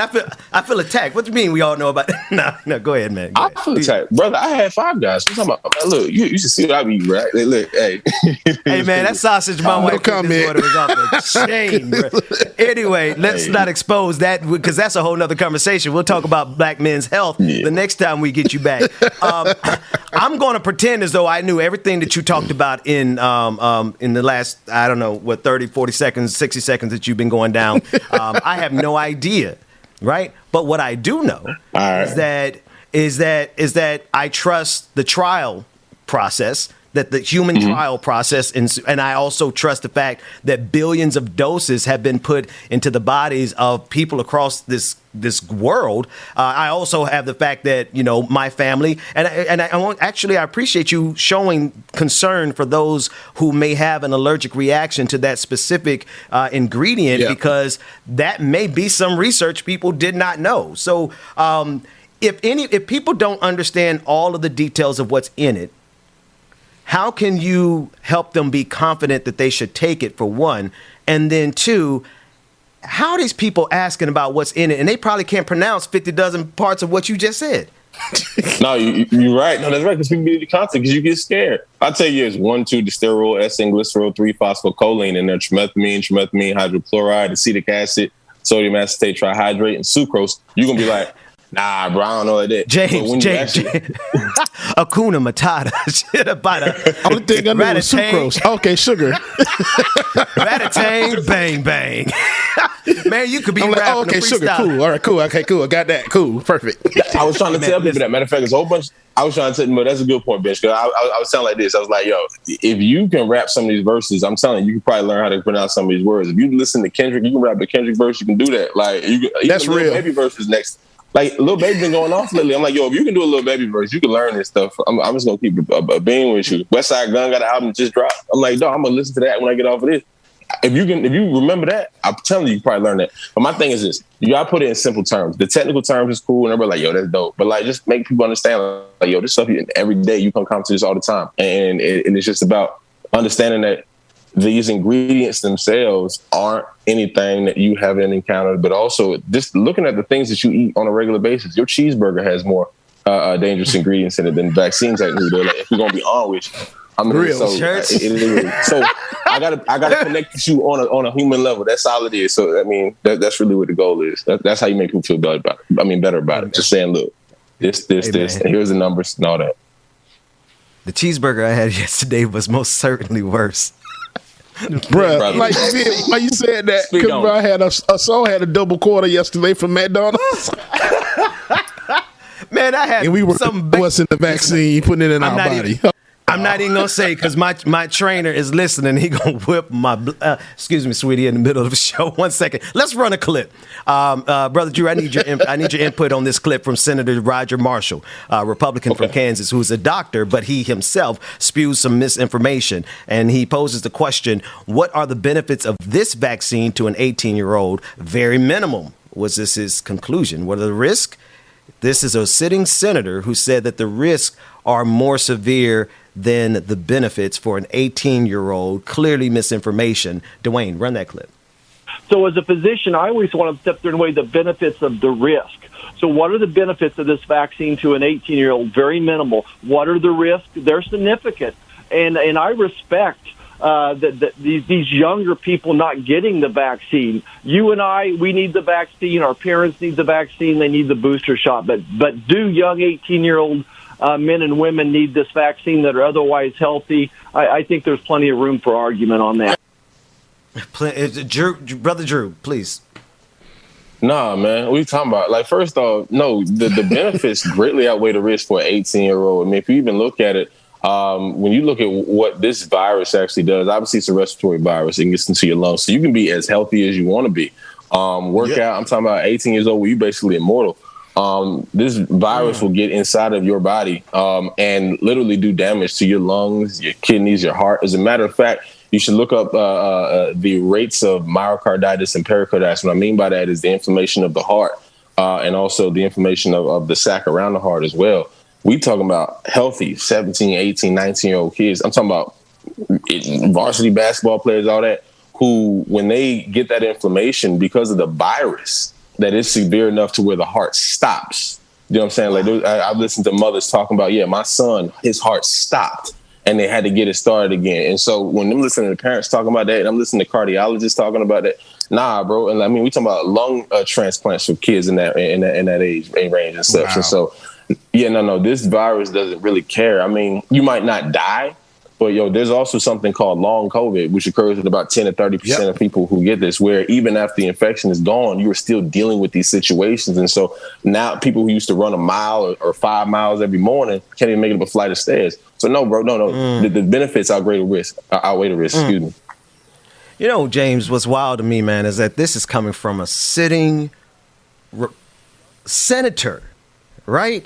The level of misinformation is at a level of absurdity. This is coming from our temples. This is coming from Washington, D.C. Let me get off my thing, man. It's like I'm just. How do they get away with this level of lies that's getting folks killed? Either one of y'all. I'm at a loss here. It's because it's a money grab. They go on these right-wing shows like this, Relief Factor, spew this information because somebody won't take the vaccine, so then they have to go to the hospital and use up the ventilators, use up the ivermectin, the hydrochloroquine, whatever it is, use up the bleach, the Lysol, and everything else so they can make money. It's all a money grab. Rand Paul. Brother Drew. Rand Paul. And look, nobody should be listening to Rand Paul for medical advice. Do the eye doctor, number one, and he even had to make up his own board to even get certified in that, from what I understand. So it's like I'm not listening to an optometrist when it comes to issues of my lungs and my heart and other parts of my body. Let me scare some people real quick. What's been linked to SARS-CoV-2 infections and black men? We need to listen to this real quick. We've actually been able to find a link between onset erectile dysfunction and SARS-CoV-2. because of what happens. So basically, real quick, the spike protein on the virus will actually bind with the ACE2 receptors on your cells, but a lot of your tissues actually have that ACE2 receptor. And so when it gets through, and I mean, that includes even your blood vessels, that inflammation and even inflammation in parts of the testicles as well, we're seeing it, man, where now certain instrument ain't working no more because you weren't prepared for this daggone virus. And so I just want to hear about, do you really want to risk it? Forget your liver, your lungs, your heart. Do you want to risk that, my brother? Just think about it. I don't know. It's like instant castration if you want to. That's what you're doing. If you, Bro, no, I'm just thinking. Please. Like, listen, how do you explain that? How do you like, baby? I got long COVID. Baby. How do you, when you could have had a long vaccine, you could have got the vaccine and avoided that. The propaganda doesn't stop in Washington, D.C. It obviously takes the form of media personalities. And here is Megyn Kelly, formerly of Fox News and NBC, who got about $32 million from NBC, by the way, but I digress. Here's Megyn Kelly going on a rant about school mask mandates. It's not enough for us to not get the vaccine. They also don't want us to wear masks, or our children to wear masks in school. Run the clip. The hand of big government is across my 8-year-old's face all day, while AOC can go to the Met Gala without hers on. These Hollywood celebrities can go to their Emmy Awards without theirs on. Oh, but vaccination. Okay, all the kids, K through 12, Connecticut, New York, New Jersey, California, vaccinated or not, they have to sit there all day with those things, those muzzles across their face. I've had it with the masks. Brother Drew. You know, it's crazy. It takes an incredible amount of privilege in the midst of a of a pandemic to be like, yeah, I don't want to protect myself in any way, shape, or form. The mask is, so first of all, ain't nobody that fine to where they can't wear a mask. I don't care. Like, let's just keep it real. Your face. That's real. I think I look all right, but I like the mask. I like the mask. The mask got sometimes improvements, but go ahead, brother. Listen, let's talk about it. Let's talk about it now. Hey, I was talking about me. I was talking about me. Go ahead, bro. Oh, I think you're talking about people in general. My fault. But nah, look. My thing is, I'm like, man, look, you don't know. Hey, just keep the mask on. The mystery, it helped. But no, but for real, no. I think that yeah, I mean, first off, you're protecting yourself. It's not the government trying to, they're making me wear a mask. Like this, even if you look at like Hong Kong and China and such, those populations have been wearing masks. You see them in the airport all the time. You see them traveling because they understand that those things work. They protect against poisonous gases and things of that in the air, and it protects your lungs. So this idea that, masks are put into, that's weird. That's like saying, yo, this seatbelt in my car is meant to take away my rights. I can't believe it. Look, if I want to fly through the windshield on a head-on collision, I have my God-given right to do that. Okay, I would like to roll down the highway 87 times after I've been hit going 70 miles an hour. Let me fly through my windshield, all right? If God wanted me to have a seatbelt, I'd have been born with a seatbelt. What's wrong with this government? Weird, bro. Weird. It's weird as hell. Go ahead, Jay. And look, I was about to say, man, I hate wearing that mask. I ain't gonna lie to y'all, I can't stand it. But goddamn it, if it's gonna keep me alive, that mask is gonna stay on my face because I value my life more than anything. So that mask is staying on. I hate it because it pulls my little beard hairs out. Okay, oh man, part of it. But goddamn it, when I tell you I'm gonna leave that mask on, this beard just had to look gappy until this thing gets over with. I don't give a dang. Nah, but they got I can't remember the company. I'll send you the link, but they got a black owned company that make like the silk mask that like you wear at night. Oh, like my wife wear. Yeah, you wear one of those. It's like a bonnet for your face, and then it's put a called mask ear bonnet because I've been researching it the way. I personally think a lot of us don't like masks because we finally get to smell our own breath, right? I think some people come to grips with the fact that your own breath stink. Brother Drew. That's accountability. That is, man. Hey, exactly. Stay ass breath out here trying to spray those COVID droplets. These folks nasty, man. Like, listen, we should be wearing masks in the first place. I feel some kind of way about breathing in the particles and the droplets of somebody on any given day of the week, let alone the pandemic. Brother Drew, can you at least help black folks and all folks understand like who the mask protects and why we should wear a mask, especially when somebody as privileged as Megyn Kelly, who got $32 million to be an incompetent white woman on NBC. No, that's facts. I mean, let's keep it all the way being, right? So first off, the mask don't protect other folk, right? So you don't know whether or not you are infected or not. Just because we just don't have that. You don't always know. This virus can be asymptomatic. Even if you are vaccinated, this is the other thing people need to understand, that you have a whole lot of protection with you to the fact that it's possible that you even could be infected with COVID, but you don't know it because you got a little bit of the sniffles, you know what I'm saying? Whereas if you were, and it is possible, even if you are vaccinated, to be infected and to even spread it. I want to make it very clear, though, it is less probable. It is unlikely that you can do all of those things, but it is, you know, in the realm of possibility. And so you're protecting other people. Number one, you're also protecting yourself as well. And so when you got that mask on, those water droplets and everything, it impedes the process of those things being directly impacted or introduced to your nose, into the mouth, mainly the nose. I be seeing folks, so they be having their mask like low, like how you sagging your mask, bro? Like we sagging pants, I get it, but you can't sag your mask, bro. Like, come on. Like, my guy, come on, my boy. What you doing? Like your nose is uncovered, bro. You still getting everything. And it's not respectability politics. I'm literally, you know what I'm saying? Like, I'm not saying respectability politics. I'm really saying this to say your life. Pull your mask up. Let's just pants sag. That's cool. Pull your mask up. Wait. Young blood. Now you done said a couple things that have shown me that you are far. There's a lot that you got a deep well that you're bringing from intellectually. You got a few minutes to hang out with us? Yes, sir. Indeed. Okay.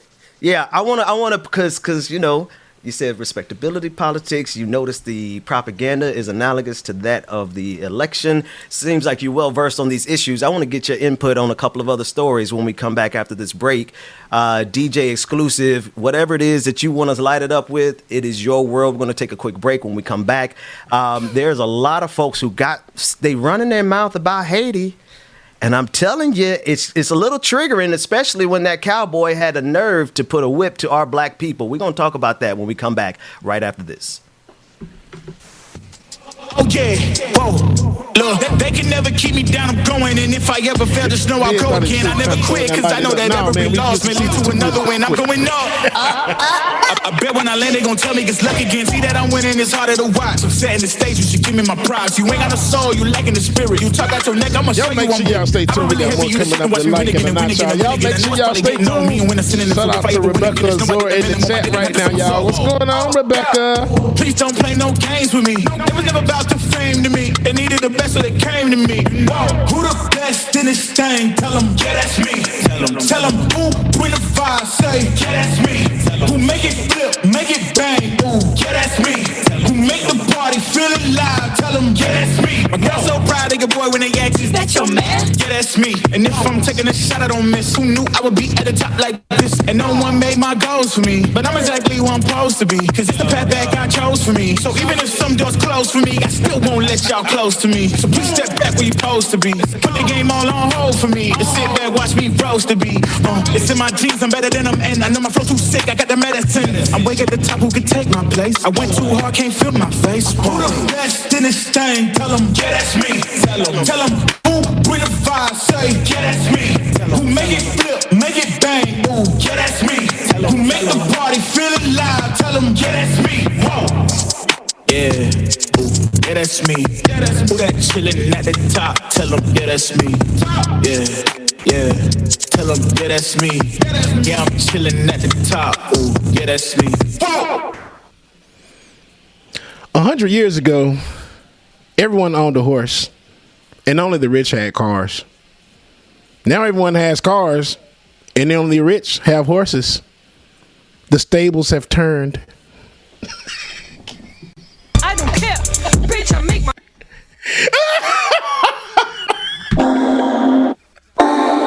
Dwayne, I can't stand you, man.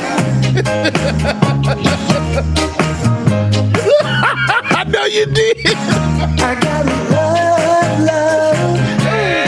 Man, y'all Stay tuned. Y'all know it's Friday and I ain't got no damn sense, man. Shout out to everybody that is in the chat room today, wherever you're streaming from. Facebook, YouTube, Twitter, Twitch, wherever you at, y'all. Good morning to you. Make sure y'all stay tuned. We got more coming up next. Infinite content talking about cut my mic. No, I won't be silenced. Mama, I love you too. Mama talking about you make me sick, Bubba. I love you too, Mama.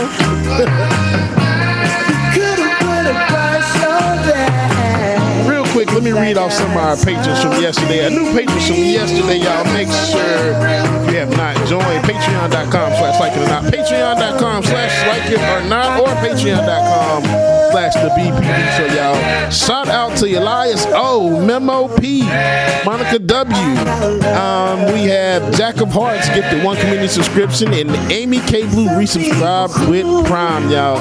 Thank y'all so much again. We greatly appreciate y'all. And if you have not already, like I said, patreon.com/like-it-or-not or patreon.com/the BPD show. Tonight, it goes down 9 p.m. Eastern time. It goes down tonight, 9 p.m. Eastern time. Patron party, and your boy is about to bring it. So you don't want to miss it, y'all. Make sure you have your face in the place tonight. Go ahead and join Patreon right now if you have not, and you can get access tonight. All right, y'all? Cool. We'll see y'all tonight. Let's get it. Let's go.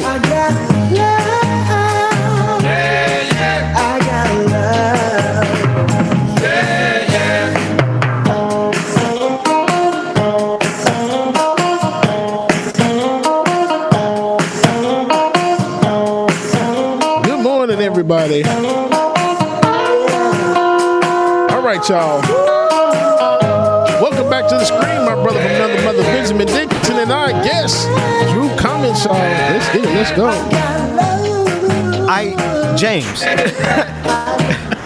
James, when I walked away, I was throwing it back. I came back and I felt like, I'm doing the hot potato with Paw Paw, man. What's the name of that cut we just got done listening to? I Got Love by Ed Mills.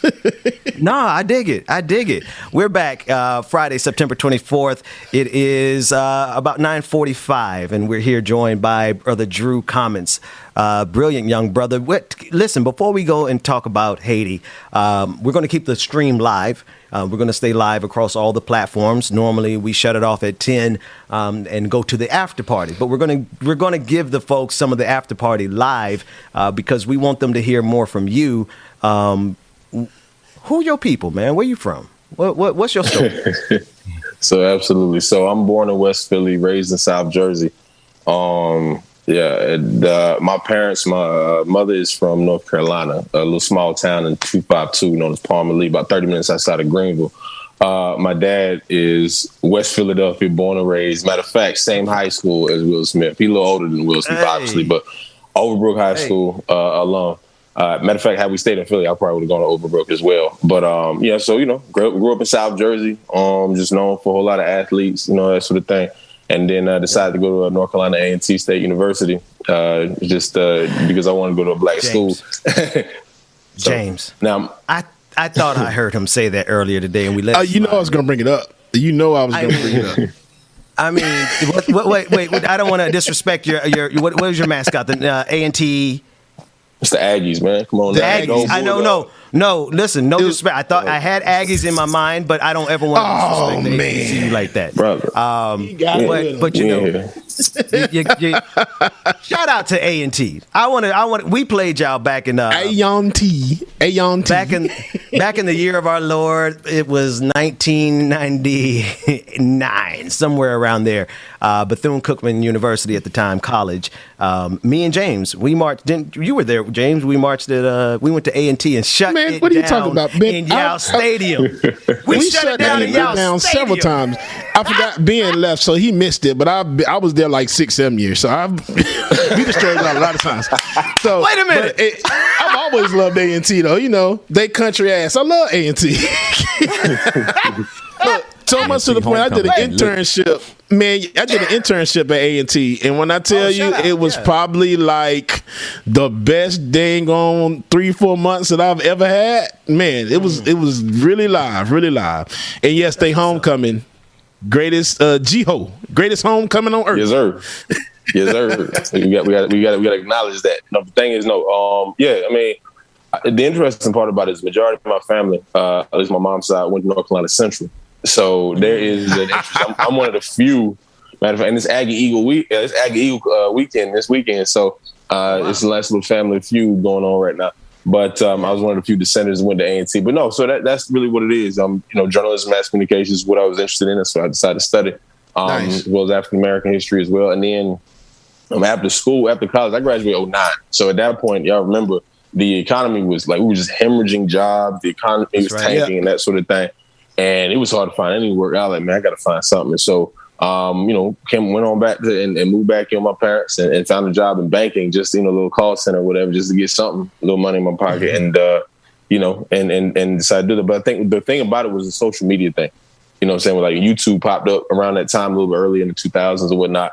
And I had a girl at the time, and she made me start my YouTube channel. She was in there. She was talking about natural hair, and she was transitioning. You know, black they got the braid outs and these products, and this is what I use and all that. So I'm learning what she going on. I was like, "You got 1,000 subscribers?" She was like, "Yeah." She's like, "You should start." She made me sit down in my own apartment and create my own stuff and my own YouTube channel. So yeah.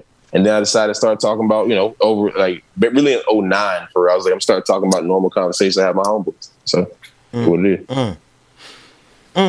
That's dope. I want to do a round robin just because I'm. You know what? We probably should start giving disclaimers to our guests, David, so they know they're coming on air with somebody who would just go literally anywhere in the show, regardless of the notes. I'm just curious, brother. So you said your background was journalism as well as what was that? So African American studies as well. Yeah, man. What do you think of the? What do you think of us as children of the diaspora, as compared to us as individuals survivors of slavery? I think, and I'm going to say this, but we'll go macro and we'll go micro. In the macro, I think black is black, first and foremost. I don't like to put that distinction between folk, at least two great. I understand the experiences are different, but I try not to judge folks, especially the children of the diaspora, based on, what stop they got off on the middle passage. You know what I'm saying? And so, my ancestors came across here. And we had a certain stop. Somebody else's ancestors had another stop there, maybe down in the Caribbean somewhere.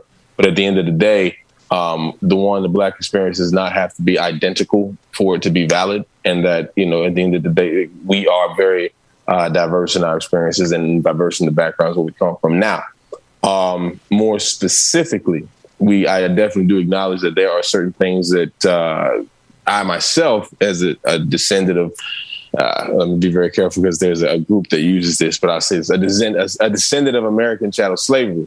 That there's some things that affect me a little bit different than someone who may have been a descendant of slavery in the Caribbean, or even someone who is in Europe or something of that nature. But and we can have those nuanced discussions and everything. But I do think that overall, that we see that once you especially get into this country, wherever you're coming from, that black is black. And we actually see that with the treatment of certain migrants and at the border right now from Haiti. Yeah. So that's my thought on it. Put up on the B-roll, if not already, because I don't look at the screen, the treatment of our brothers at the border.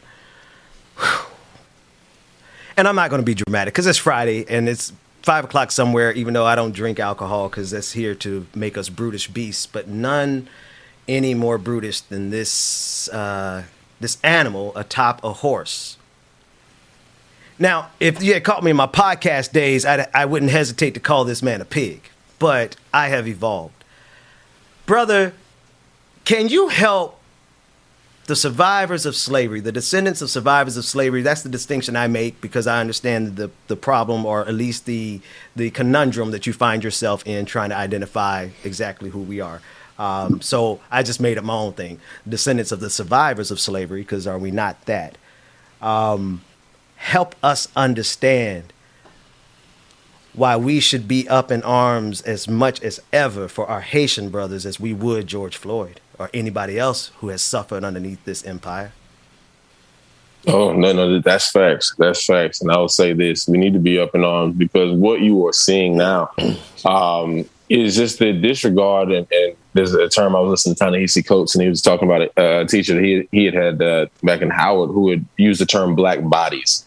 And what I mean by that is it's literally that presentation of blackness that's presented where it's dehumanized, devalued, and not seen to be anything that would even be worth a level of dignity. When you are on horseback, literally terrorizing and with whips and lassos and whatnot, that tells me a lot. That tells me a lot of what you think about the folks you're going after. I don't see that. And here's the thing. I'm very, very sensitive to other groups as well. And we see people coming from a lot of impoverished and very difficult situations from other nations. But and perhaps I need to see more video, but I don't remember seeing any images quite like this for any other groups who are coming across the border and that sort of thing. And so, our Border Patrol definitely there's a history there, and they definitely have even when you see this is something that it takes a certain kind of mindset to be able to do that. But I'm looking forward to seeing this get corrected, and these folks we'll get to the bottom of and get these things. And some of these folks need to just get fired and thrown out in this Border Patrol, to be honest with you. But yeah, we need to be up in arms. James. It's absolutely right. It's just, it sucks just looking at that and just knowing that a few of those people on the horse were black as well too. It's just like, I forgot the man's name from Django. Y'all know who I'm talking about. Samuel Jackson's kid. Steven. That mentality. But it's all in that training that they go through. They think that they can treat people any way they want to, and they think that nobody sees it. So I'm glad that the world sees it, and I know a lot of people are talking about it. Man, I've signed so many petitions over the past couple of days, but I just hope something comes from it, and that the administration, y'all know what administration I'm talking about, does something about it. Brother Pascal, good morning, sir. Oh, what's up, party people? What's up, Drew? Brother Drew, I don't know.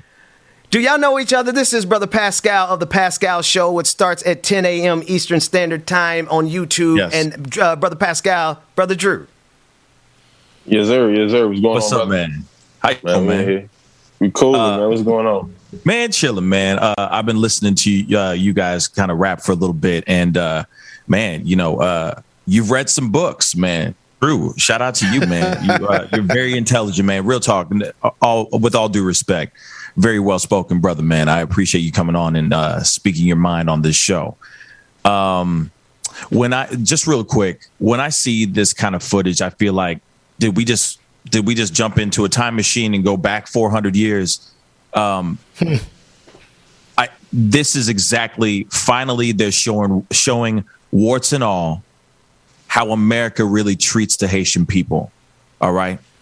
This is the kind of stuff that should not be happening on American soil. Yet we see what's going on with immigrants or people who are trying to migrate from Mexico as well.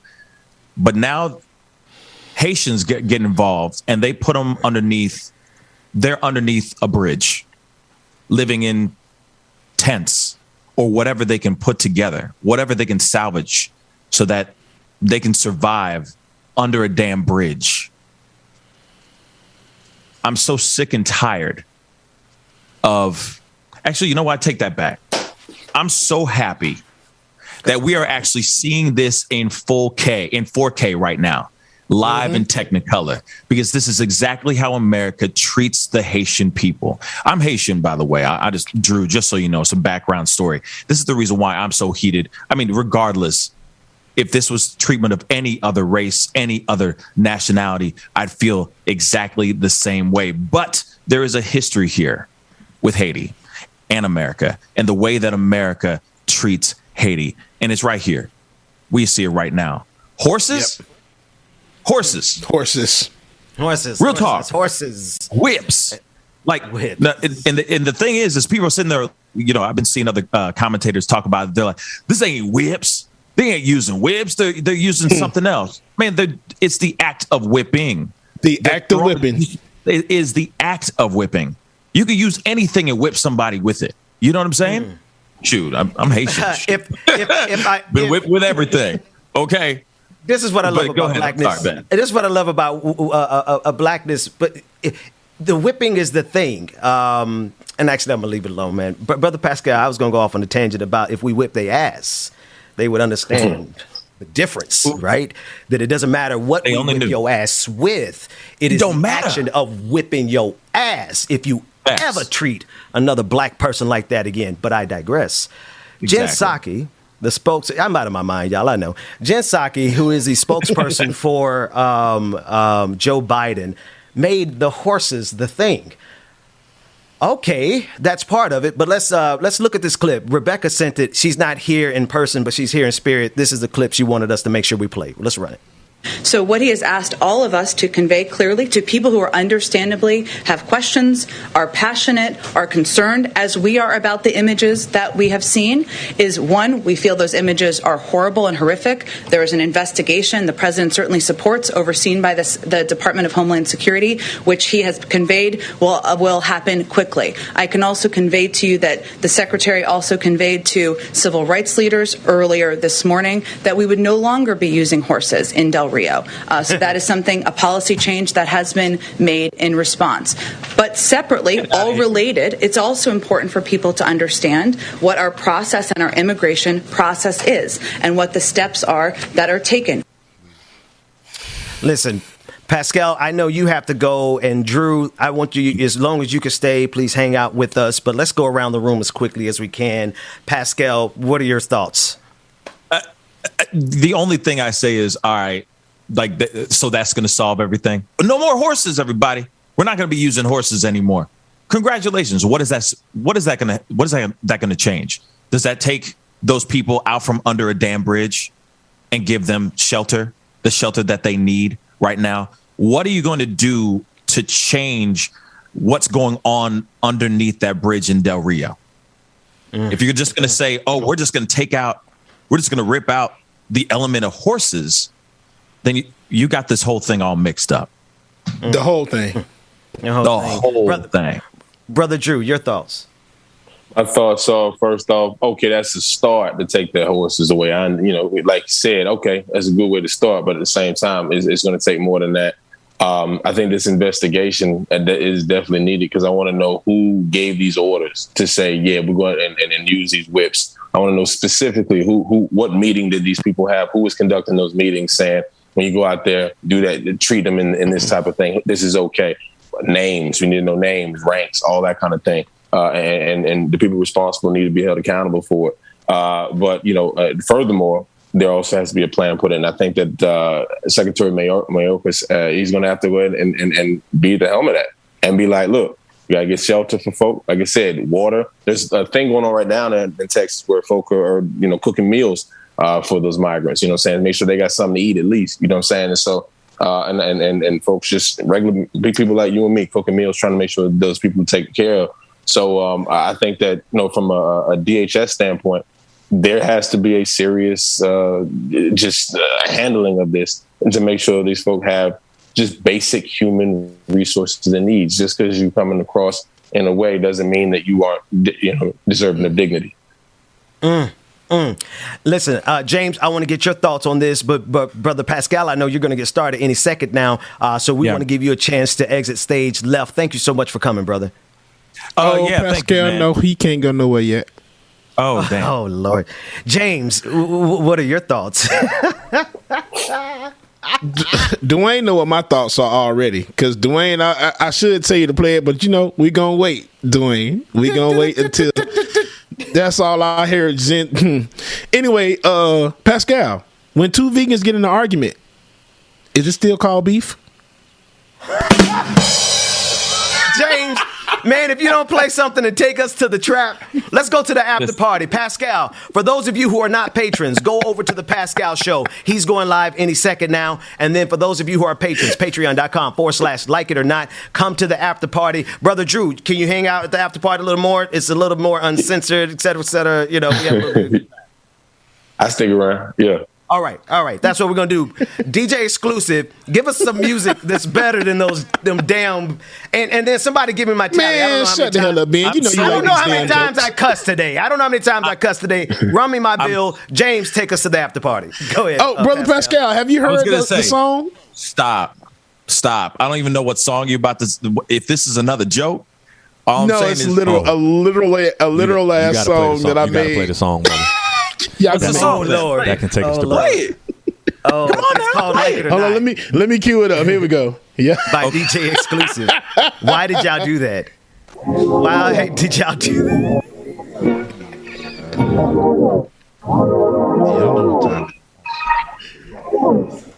Get your coffee, your tea, your drink, whatever it is you need. It's time for Like It or Not, y'all. Like it or not, it's going down. Like it or not, it's starting now. Oh, like it or not, it's going Lathering your body with peanut butter. You know what I'm saying? Like it or not, y'all stick around. Oh, Rebecca's it's coming out. You know she got a story for us. Oh, Benjamin is coming through. That's my. This is what happens when y'all leave me to my own devices. I keep saying that. Oh, I am your DJ exclusive. Y'all know who I am. I stay in the chat room. Like it or not, it's going down.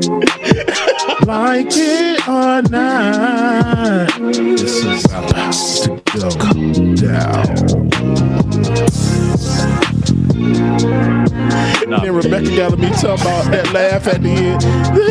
You know I ain't got no damn sense, man. Why do y'all continue to egg me on like this? Because when y'all egg me on like this, y'all start getting more stupid songs and more dad jokes. Y'all just know what's gonna happen, okay? So all my ladies who got a brother that doesn't treat them right, put your finger right in his face and tell that man bye-bye. I'm too fly, I'm too fly. Bye-bye, bye-bye, bye-bye. You're a little bit selfish. You get mad every time you lose. You can't take me with you. I'm scared you're gonna blow your